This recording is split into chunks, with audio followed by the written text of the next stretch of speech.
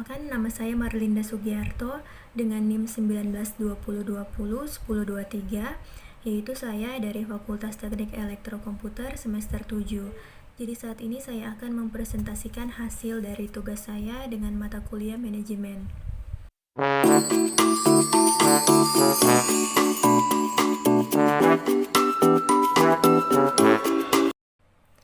Secara umum, manajemen adalah suatu proses di mana seseorang dapat mengatur segala sesuatu yang dikerjakan oleh individu atau dikerjakan secara kelompok. Manajemen perlu dilakukan guna mencapai tujuan atau target dari individu ataupun kelompok tersebut secara kooperatif menggunakan sumber daya yang tersedia. Dari pengertian tersebut, ilmu manajemen dapat diartikan sebagai kemampuan dalam mengatur sesuatu agar tujuan yang diinginkan dicapai dan dapat dipenuhi. Kemudian, sebetulnya hal ini sudah sering terjadi di kehidupan nyata. Setiap orang juga pasti pernah mempraktikkan ilmu manajemen secara tidak langsung setiap harinya. Selain itu, manajemen juga dapat diartikan menurut etimologinya, yaitu manajemen berarti sebagai seni mengatur dan melaksanakan berdasarkan bahasa Perancis kuno. Manajemen juga dapat diartikan sebagai usaha perencanaan, koordinasi, serta pengaturan sumber daya yang ada demi mencapai tujuan secara efektif dan efisien.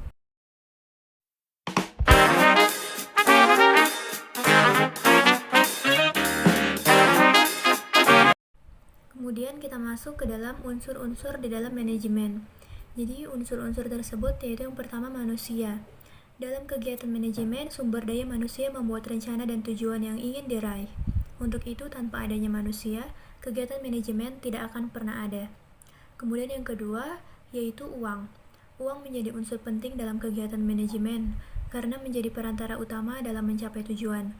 Biaya operasional dalam sebuah kegiatan manajemen tentu membutuhkan uang agar dapat berjalan dengan baik. Kemudian yang ketiga, yaitu ada material. Unsur manajemen ini adalah salah satu faktor penting karena kualitas bisnis dipengaruhi oleh kualitas material yang dipilih. Jadi jika material yang dipilih buruk, tujuan manajemen akan sulit tercapai. Kemudian yaitu mesin. Mesin merupakan unsur lain yang perlu diperhatikan, karena dengan adanya mesin atau biasa kita sebut dengan teknologi, pekerjaan yang dilakukan oleh sumber daya manusia pasti akan lebih mudah. Tujuan pun dapat tercapai lebih efektif. Kemudian yaitu metode.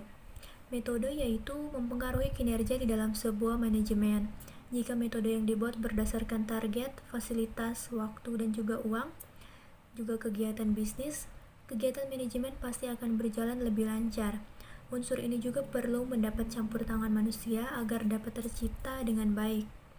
Kemudian yang terakhir yaitu pasar. Unsur ini terbilang krusial karena sebuah bisnis hanya dapat berkembang jika telah dikenal di pasaran. Unsur pasar dipengaruhi oleh unsur material, karena barang atau jasa yang laku harus memiliki kualitas yang tentunya juga baik.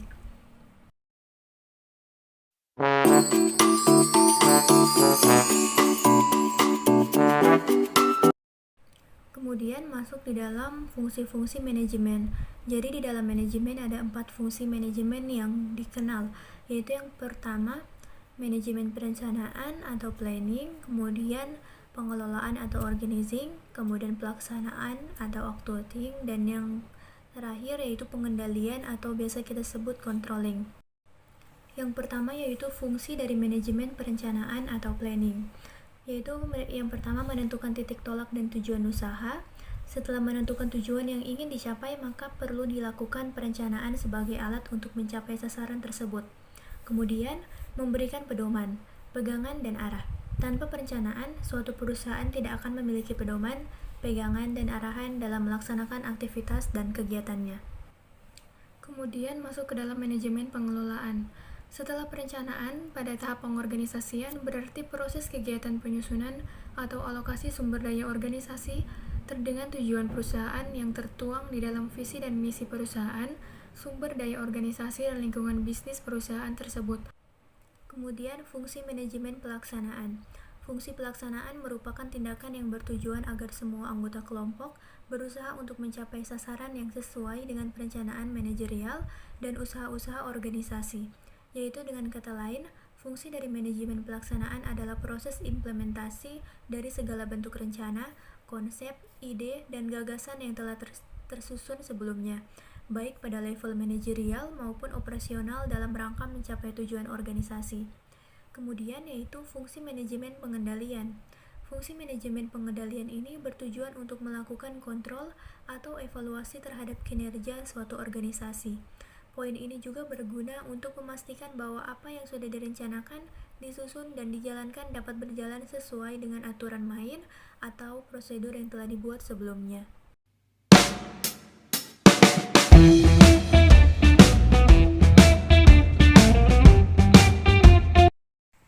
Kemudian kita masuk di dalam penerapan manajemen dalam kehidupan sehari-hari. Yang pertama, manajemen waktu, yaitu seringkali kita terlena oleh hal-hal yang tidak produktif. Bukan berarti kita tidak boleh bersantai, akan tetapi pekerjaan ataupun kewajiban kita haruslah menjadi prioritas yang utama. Contoh dapat diterapkan yaitu tidak menghabiskan banyak waktu untuk tidur, kurangi bersantai, kurangi waktu hiburan, dan perbanyak self-improvement. Kemudian yang kedua yaitu manajemen uang. Uang yang didapat baik dari gaji ataupun dari pemberian tentu saja akan menjadi penyesalan jika langsung habis secara sia-sia. Untuk itulah kita harus bisa memanage keuangan kita sendiri. Kemudian yang ketiga yaitu manajemen pikiran dan perasaan. Pikiran negatif atau overthinking, atau biasa kita sebut juga dengan perasaan negatif yang terlalu banyak menyelimuti pikiran, itu akan berpengaruh terhadap produktivitas kita. Maka dari itu kita harus bisa memanage pikiran kita agar terus berpikiran positif. Kemudian manajemen keluarga. Dalam berumah tangga, suami dan istri haruslah kompak dalam memanage segala urusan keluarga.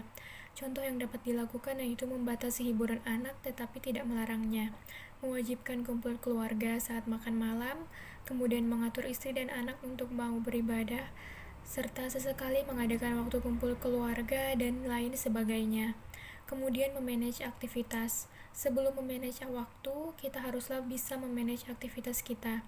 Sebelum meluangkan waktu, haruslah ada aktivitas yang bisa dilakukan, baik itu dari segi pekerjaan, hobi, olahraga, atau self-improvement lainnya. Kemudian memanage pemanfaatan material. Material atau materi adalah aset yang kita miliki. Tentu saja material yang kita miliki bukan hanya saja uang, tetapi material ini berupa fasilitas, peralatan, ataupun sumber daya yang kita miliki. Contohnya, mahasiswa pada umumnya memiliki smartphone yang memiliki banyak fungsi dari mulai hiburan, pembelajaran, keuangan, dan lainnya.